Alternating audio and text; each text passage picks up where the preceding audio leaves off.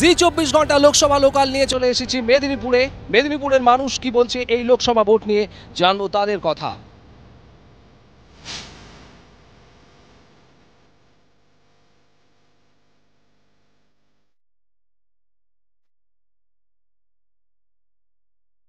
BJP কি ধরে রাখতে পারবে এই মেদিনীপুর গড়? প্রার্থী বদল হয়েছে বিজেপির। দিলীপ ঘোষের জায়গায় এবার নতুন প্রার্থী বিজেপির অগ্নিমিত্রা পল। অন্যদিকে তৃণমূল কংগ্রেসেরও একদম নতুন মুখ জুন মালিয়া বনাম অগ্নিমিত্রা পলের মধ্যেই রয়েছে আরও এক ফ্যাক্টর, তৃতীয় ফ্যাক্টর সিপিআই প্রার্থী বিপ্লব ভট্ট, যাকে সমর্থন করছে বাম তো বটে এবং কংগ্রেসরাও। লড়াই কি ত্রিমুখী, নাকি বিপ্লব ভট্ট কোনো ফ্যাক্টরই হবে না? জুন মালিয়া বনাম অগ্নিমিত্রা পলের লড়াই প্রতিদ্বন্দ্বিতায় এই মেদিনীপুরের ভোটের সব থেকে বড় আকর্ষণ হয়ে উঠবে। আমাদের নজর থাকবে সেদিকেই।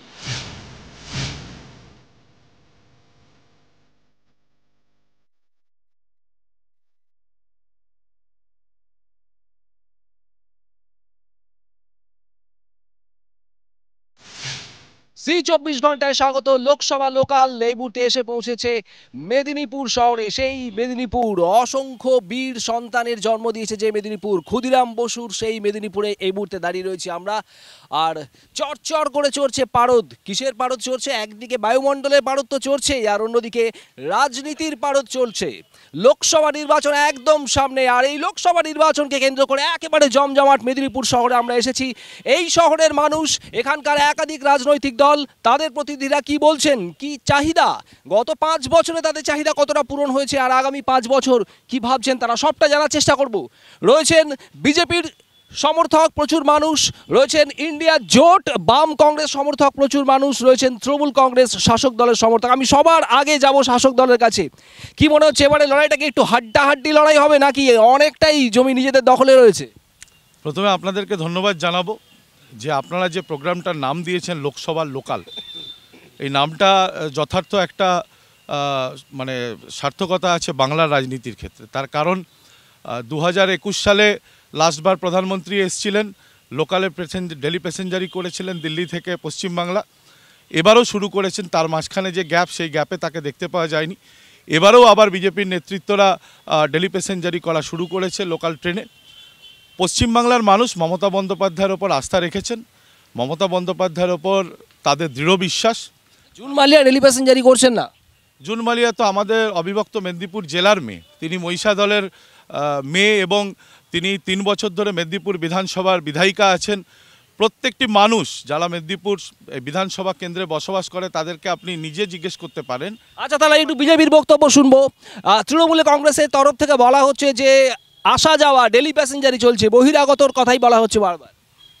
মানে বহিরাগতর ডেফিনেশনটা তো এখন অবধি বুঝে গেছিলাম না।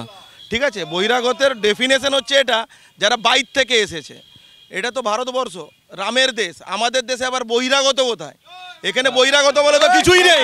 আচ্ছা, দিলীপ ঘোষ দেশকে দেশ বলে মনে করে না, যারা মনে করে বাংলাকে অবিচ্ছিন্ন করবে তারাই বলবে বহিরাগত। আচ্ছা, আমি একটু জানি রাখি, মেদিনীপুর কেন্দ্রে কিন্তু বিজেপি এবার প্রার্থী বদল করেছে, একেবারে চমক রয়েছে। দিলীপ ঘোষের জায়গায় এবারে প্রার্থী অগ্নিমিত্রা পাল। দিলীপ ঘোষের জায়গায় প্রার্থী বদল হয়েছে, এটা কি একটু লড়াইটাকে কঠিন করে দিল?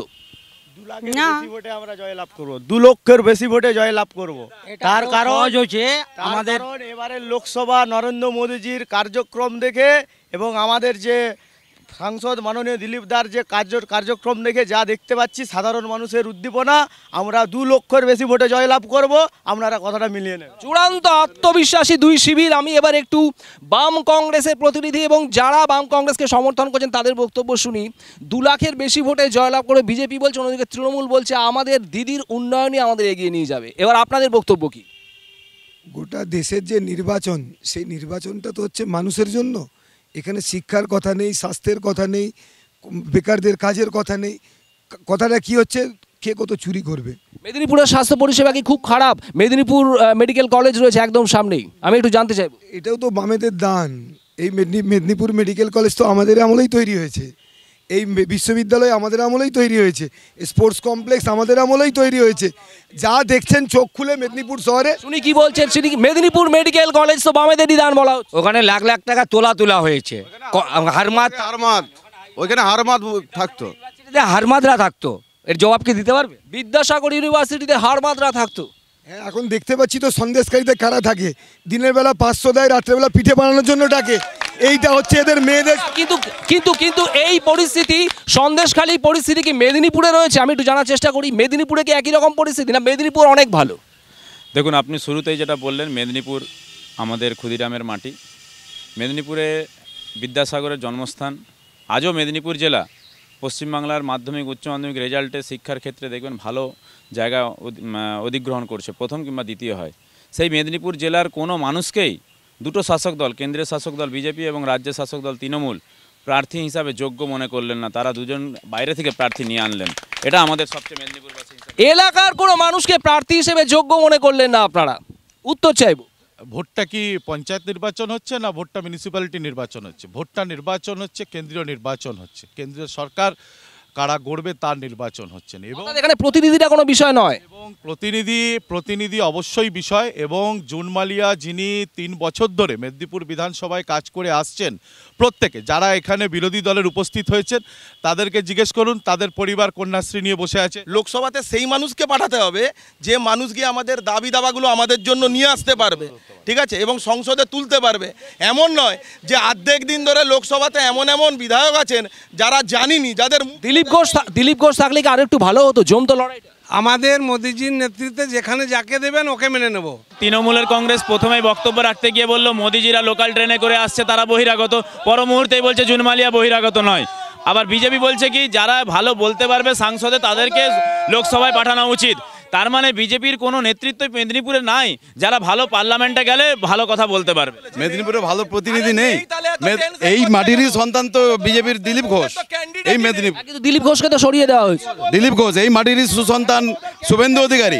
সারা এটা লোকসভার ভোট হচ্ছে, ভারতবর্ষে যেখান থেকে যে খুশি দাঁড়াচ্ছে। তৃণমূলের কি বর্ধমানের কীর্তি আজাদ কোথাকার অসন্ত, তিনি বসে আছেন, অভিষেক বাবু বলছেন যে বাংলার ভাষা জানে না, যে বাংলার কালচার জানে না, তাদেরকে বাংলার মানুষ মেনে নেবে না। এর থেকে বোঝা যাচ্ছে যে স্থানীয় মানুষের ওপর তারা আস্থা রাখতে পারছেন না। তারা স্থানীয় মানুষরা যদি নিজেদের প্রয়োজন বুঝতে না পারে তাহলে বাইরের লোকে আসা একজন প্রার্থী কি করে বুঝতে পারবে এইখানকার মানুষের কি কি প্রয়োজন। আমি আরো একজন মহিলার বক্তব্য শোনার চেষ্টা করব, কি প্রয়োজন এখানকার মানুষের? সব থেকে বড় কথা, এখানে শিক্ষার কোনো দামই নেই। মানুষ শিক্ষাটা কি জিনিস এরা বলবে? শিক্ষা এনইপি লাগিয়ে দিয়ে। শিক্ষা দাম নেই বলতে কি শিক্ষা লাভ করে তার দাম পাওয়া যাচ্ছে না? চাকরি বাকরির কথা বলছেন? চাকরি তো পাওয়াই যাচ্ছে না। এখানে চাকরি কি দিয়েছে এরা? মানুষ শিক্ষিত, যাদেরকে আমরা শিক্ষিত বলে মনে করছি, তারা আজ বেকার হয়ে বসে আছে। লক্ষ লক্ষ টাকার বিনিময়ে বেকারদের স্বপ্নটাকে চুরি করেছে এই দুটো সরকার। যারা বলেছিল বছরে 2 কোটি চাকরি দেবে সেটাও জুমলা, আর যারা বলেছিল বছরে 2 লাখ চাকরি দেবে তারা 2 লক্ষ 5 লক্ষের বিনিময়ে। বেশ তৃণমূল কংগ্রেসের বক্তব্য এখানে জানতেই হবে। চাকরি বিক্রি হয়েছে লক্ষ লক্ষ টাকায়। আমি আপনাকে একটা কথা বলি, যারা এখানে আজকে ডিবেট শোতে পার্টিসিপেট করেছে তারা প্রত্যেকেই ম্যাক্সিমাম বাইকে এসছে। 2014 সালে যে বাইকটার দাম ছিল 60,000 টাকা অ্যাভারেজ, মোদী সরকারের সাথে সবকা সাথ সবকা বিকাশ, আজকে 1 লাখ টাকা বাইকের দাম।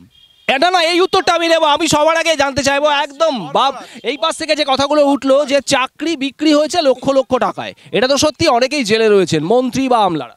যিনি চাকরি বিক্রির রায় দিচ্ছেন তিনি আজকে বিজেপির কোলে দুলছেন, প্রার্থী হচ্ছেন হাইকোর্ট।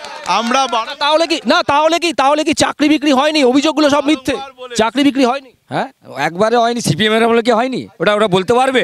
শিক্ষামন্ত্রী, গোটা শিক্ষা দপ্তর জেলে। এটা হচ্ছে আজকের বাস্তব পরিস্থিতি, গোটা মন্ত্রিসভা জেলে। এরা 19টা কমিশন করেছিল, কিচ্ছু করতে পারেনি। এটা হচ্ছে যে তাদেরকে এই পরিস্থিতির মধ্যে দাঁড়িয়ে বাংলার মানুষ যা চায় সেটা নিয়ে আলোচনা করছে না। এরা শুধু চুরি নিয়ে, এরা নির্বাচনী বন্ডে 1 নম্বরে বিজেপি, 2 নম্বরে তৃণমূল। আচ্ছা, এখানে আর ওখানে বিভিন্ন ধরনের। আমি একটা প্রশ্ন করব, চাকরি বিক্রির জন্য এই যে অভিযোগ উঠছে, তার রায় যদি শাসক দলের বিরুদ্ধে যায় সেই রায়টা কোন দিকে যাবে? বামেদের দিকে নাকি বিজেপির দিকে? আমি একটু জানতে চাইবো, এই চাকরি বিক্রির বিরুদ্ধে রায় মানুষ কোন দিকে দেবে? চাকরি তো বিক্রি হচ্ছে, আর চাকরি যিনি বিক্রি করতেন তিনি এখন বিজেপিতে আছেন। আগে তৃণমূলে ছিলেন, এখন বিজেপিতে আছেন। কিছু তৃণমূলে রয়ে গেছে, কিছু বিজেপিতে আছে। এরা সবাই একই দোষে তুষ্ট। 2019 থেকে 2024 সাল পর্যন্ত বিজেপির এমপি ছিলেন দিলীপ ঘোষ, তাকেও বিতাড়িত করে দিয়েছেন বিজেপি দলই। তার মানে দুটো দলই না, এখানে একটা প্রশ্ন রয়েছে, দিলীপ ঘোষও কি কোনো কাজ করেননি? দিলীপ ঘোষ কি কাজ করেছেন ওনাদের কাছে জানতে চান। দিলীপ ঘোষ দিলীপ ঘোষ মেদিনীপুরের যে উন্নয়নটা করে গেছে আগামী 20 বছর সেই উন্নয়ন কোনো প্রতিনিধি করতে পারবে বলে বিশ্বাস হয়নি আমাদের। ওই ব্রিজটার টাকাটা এতদিন ধরে যে কষা মোহনপুরের ব্রিজ এত নেতারা ছিল কেউ করেনি, আজ দিলীপ ঘোষ তার স্যাংশন করে দিয়ে গেছে 267 কোটি টাকা 267 কোটি যাওয়া করা মানুষের চিন্তা দিলীপ ঘোষ করেননি। বলার খাতিয়ান করতে গেলে একদিন নয় সারাদিন বসুন সবাই ঠান্ডা মাথায় কত উন্নয়ন করেছে। পশ্চিমবাংলার একমাত্র এমপি দিলীপ ঘোষ, যিনি মেদিনীপুর থেকে 5 বছর জেতার পরে তার নাম মেদিনীপুরের মানুষ দিয়েছিল মিস্টার ইন্ডিয়া। তার নাম শোনা যায়, চোখে দেখা যায় না। উন্নয়ন তো অনেক দূরের কথা। এবং দিলীপ ঘোষকে এলাকায় চোখে দেখা যায়নি। দিলীপ ঘোষ অনেক কিছু আমাদেরকে দিয়েছে, খাদ্যর ব্যবস্থা, জল পানীয় ব্যবস্থা। I understand okay. এটাই বড় সার্টিফিকেট একজন সাধারণ মানুষ দিলীপ ঘোষের। আমি একটু এদিকে আসার চেষ্টা করবো, একটু সামনে আসবেন, আপনি একটু সামনে আসবেন। দিলীপ ঘোষকে এলাকায় দেখা যায়নি বেশি, অভিযোগ। চা চক্রে এত এলাকায় ঘুরছেন, প্রত্যেক দিনই তিনি সকালে ঘুরছেন, প্রত্যেক দিনই তাকে আমরা। সেটা তো এখন ভোটের সময়, গত 5 বছরে কি। আর দিলীপ ঘোষ কেন, আমাদের যাকেই প্রার্থী দিবেন তাকেই জিতিয়ে আনবেন। দিলীপ ঘোষ সব পশ্চিমবঙ্গের গোটা রাজ্যের জুড়ে যে কাজ করেছেন সেই কাজের জন্য আর মানুষের মণিকোঠায় দিলীপ ঘোষ ছিলেন। বিগত 5 বছরে মেদিনীপুর শহর তথা মেদিনীপুর লোকসভা কেন্দ্রে প্রতিটা গ্রামগঞ্জে ঘুরে দেখুন কি উন্নয়ন হয়েছে।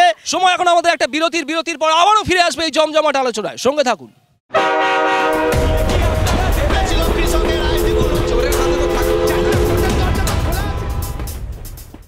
বিজেপির সব থেকে বড় প্রতিদ্বন্দ্বী কারা মেদিনীপুরে? বিজেপির কোনো প্রতিদ্বন্দ্বী নেই। এটা কিসের কাটমানিতে পরিপূর্ণ টিএমসি, কেউ না প্রতিদ্বন্দ্ব। তো 4 ভাগে ভাগা আছে, যতই দেখিয়ে লাভ নেই। যেরকম বললো না মিস্টার গোষ্ঠীদ্বন্দ্ব। আর ছি ওটা গোষ্ঠীদ্বন্দ্ব নয়, ওটা হচ্ছে ওটা হচ্ছে ভাট বাকোয়ার। কিভাবে ভাগ হবে? কোনো বিভক্ত নেই। আমাদের মিটিং দেখলেই আপনি বুঝতে পারবেন সবাই এক করে আমরা মাঠে নেমেছি। উনাদের মিছিলে কালকে 15 থেকে 20 জন, আর ক্যান্ডিডেট গাড়িতে, মানুষের সঙ্গে জনসংযোগ নয়।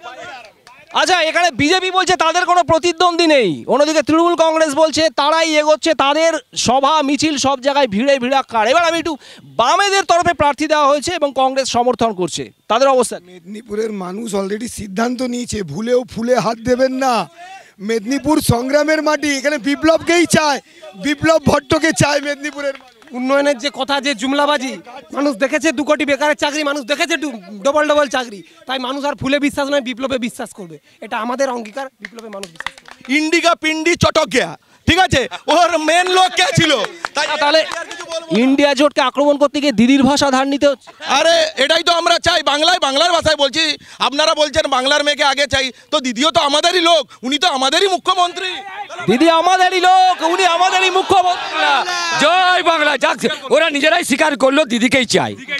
বিজেপির নেতা হচ্ছে এখানে ভারতী ঘোষ, বিজেপির নেতা হচ্ছে শুভেন্দু অধিকারী, বিজেপির নেতা হচ্ছে হেমন্ত বিশ্ব শর্মা, বিজেপির নেতা হচ্ছে অজিত পাওয়ার, যারা সব ঘোটালার সঙ্গে যুক্ত, তারা আজকের বিজেপির নেতা। তৃণমূল আগে শুভেন্দু অধিকারী চোর বলতেন, উনারা আগে ভারতী ঘোষের অত্যাচার করতেন, উনারা আগে ভারতী ঘোষকে অত্যাচারী বলতেন, আজকে উনারা ভারতী ঘোষ জিন্দাবাদ, উনারা আজকে শুভেন্দু অধিকারী জিন্দাবাদ বলতে বাধ্য হচ্ছেন। আমি একটু আপনাদের উত্তর আশা করবো। ইন্ডিয়া জোটের পিন্ডি চটকে গিয়েছে। উনি সঠিক কথাটা বলেছেন। আসলে ওদের মধ্যে যে আসল জোটটা আছে, ওদের যে আন্ডারস্ট্যান্ডিংটা আছে, ভুল করে ওই কথাটাই বলে ফেললেন যে মমতা আর বিজেপি আলাদা নয়, দুজনে একই। RSS এর গোয়ালঘর থেকে দুটাই পরিচালিত হয়, ওই জন্যই। আর আমরা না, তাহলে বাম কংগ্রেসের জোট এখানে আদৌ ছাপ ফেলতে পারবে মেদিনীপুরের বুকে? অবশ্যই ছাপিয়ে যাবে। শিক্ষা, কর্মসংস্থান, স্বাস্থ্যের প্রশ্নে, পলিসি মেকিংয়ের প্রশ্নে বামপন্থীরা সংসদে গুরুত্বপূর্ণ ভূমিকা পালন করেছে। আগামী চলে যেতে হলো বামপন্থীকে, নিতাইকাণ্ড মরিচ ঝাপি ভুলে গেছেন। আজকে আপনারা শিক্ষা স্বাস্থ্য বলছেন, সেদিন কোথায় গেছিলেন? জনগণ ছুঁড়ে ফেলে দিয়েছে আপনাদেরকে, মুখ বন্ধ। বিপ্লব ভট্ট, আপনাদের জানিয়ে রাখি, গতবারও 2019-এ এই মেদিনীপুর শহর থেকে প্রতিদ্বন্দ্বিতা করেছিলেন সিপিআই প্রার্থী। অত্যন্ত কম ভোট জোগাড় করা সম্ভব হয়েছিল বিপ্লব ভট্টর পক্ষে। এবার কংগ্রেসের সমর্থন রয়েছে, নোটার থেকেও কম ভোট পেয়েছে। এখানে প্রচুর প্রার্থী রয়েছে, অন্তত 4টে প্রার্থী তো একেবারে জলজল করছে বিভিন্ন দেয়ালে। একদিকে বিজেপি, অন্যদিকে তৃণমূল, অন্যদিকে বাম কংগ্রেসের জোটের সিপিআই প্রার্থী, অন্যদিকে এসইউসিআই প্রার্থীও রয়েছে। কিন্তু লড়াইটা যেন বড্ড বেশি একপেশে হয়ে যাচ্ছে। একমাত্র পদ্মফুল বনাম জোড়াফুল, বলা হচ্ছে নোটার থেকেও কম ভোট পাবে এই জোট প্রার্থী। তৃণমূলের অর্ধেক নেতা হয় জেলে আছে না বেলে আছে, ওরা দুর্নীতিতে আছে, আর বামপন্থীরা দুর্নীতিতেও শূন্য। দুর্নীতিতেও শূন্য, আমরা সংসদেও শূন্য, দুর্নীতিতেও শূন্য।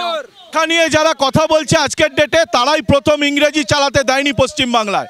শিক্ষা নিয়ে যারা কথা বলছে এই কম্পিউটারে বিরোধিতা করেছিল লেফট, এবং আজকের ডেটে মমতা বন্দ্যোপাধ্যায় শিক্ষা স্বাস্থ্য ক্ষেত্রে যে অভূতপূর্ণ পরিবর্তন পশ্চিমবাংলা নিয়ে এসেছে, এটা শিক্ষণীয়।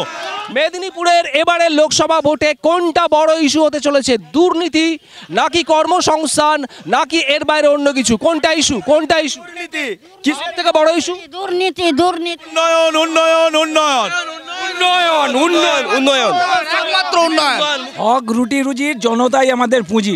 জনতা তার অভিজ্ঞতা থেকে ভোট দেবে, ব্যালট বাক্সে ভোটের রেজাল্টের দিন প্রমাণ পাবে। সাধারণ যারা বেকার ছাত্রছাত্রী রয়েছে, শিক্ষিত মানুষ, তারা তাদের কর্মসংস্থানের দাবিতে এবছরের ভোট। কর্মসংস্থান একটা বড় ইস্যু হতে চলেছে। এখান থেকে বাম কংগ্রেসের তরফ থেকে বলা হচ্ছে হক রুটি রুজির, সেই কথাও বলা হচ্ছে।